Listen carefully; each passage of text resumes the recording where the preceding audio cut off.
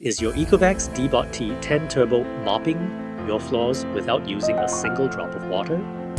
If you're coming home to bone-dry floors and a frustrated clean notification, you're not alone. This no water flow issue is a major headache plaguing T10 Turbo owners everywhere. The technical culprit? A faulty internal water pump. Think of it as the robot's heart. If that pump fails, the water stays trapped in the tank, leaving your mop pads as dry as a desert. If you ignore it, you're not just living with dirty floors. Running those high-speed pads dry can cause unnecessary friction, wear down your motors, and basically turns your expensive smart mop into a glorified dry duster. Why pay for a mopping robot that doesn't actually mop? So you're dealing with the dreaded no water flow issue.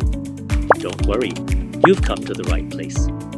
At RoboCare, our technicians are more than just repairmen. They are specialists who know the internal architecture of the Deebot T10 Turbo inside and out. We don't believe in guesswork.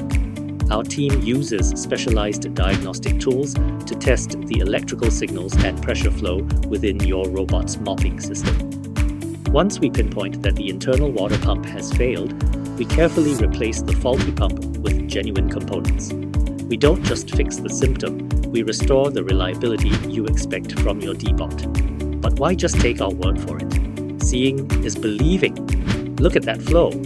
This Ecovacs Deebot T10 Turbo is back to factory standard performance, consistent moisture, deep cleaning, and zero dry spots. Ready to get your floors sparkling again? Contact RoboCare today for expert repairs on all brands. Visit our website or call us today to book your repair.